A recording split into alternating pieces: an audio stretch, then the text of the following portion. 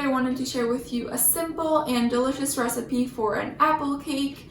This recipe is gluten-free as well as vegan, and the last time I made it was for my mom's birthday. She loved it, we all enjoyed it, and I hope that you give it a try as well. And without further ado, let's get into it. For this recipe, you will need 1 cup of all-purpose gluten-free flour. I use the 1-to-1 flour by Bob's Red Mill.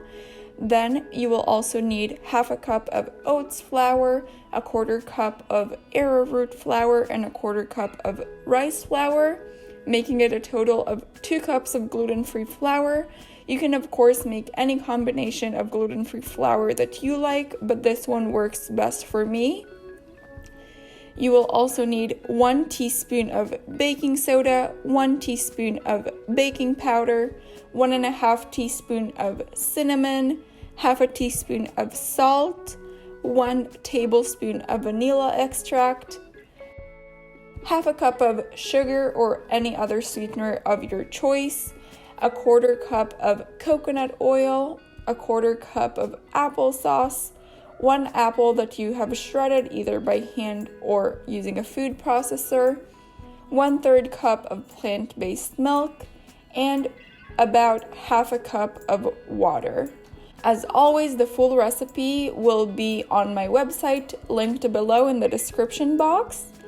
And before you start preparing your cake, preheat the oven to 350 degrees Fahrenheit or 180 degrees Celsius. Now, to prepare the cake, start by adding to a bowl the all-purpose flour, the oat flour, arrowroot flour, and rice flour.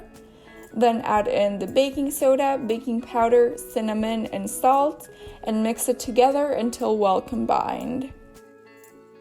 In a separate, larger bowl, add the sugar, coconut oil, and plant-based milk of your choice and mix together. Then add in the vanilla extract and continue mixing. Add the shredded apples and applesauce next and mix together until well combined.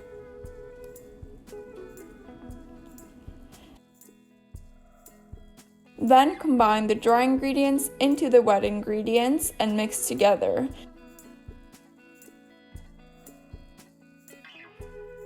Adding the water in small parts as you mix until you get a smooth and uniform batter. You might end up needing to use a little bit over half a cup of water.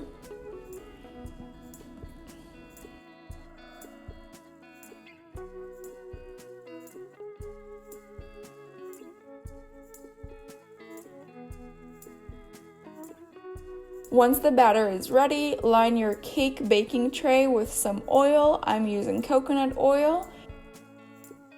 And then pour the batter into the tray and even it out by shaking it a bit as well as tapping it on the countertop.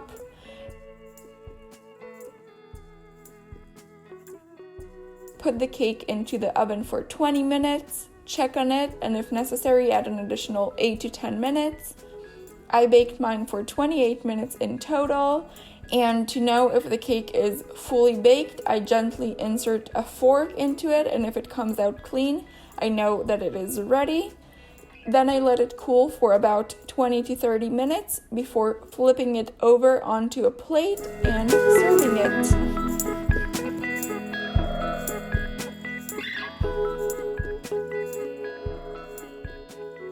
That is all for today's video. If you enjoyed it, make sure to like it. If you have not yet, make sure to subscribe to join the Living Life Simply community. And I will see you very soon with a new video. Bye!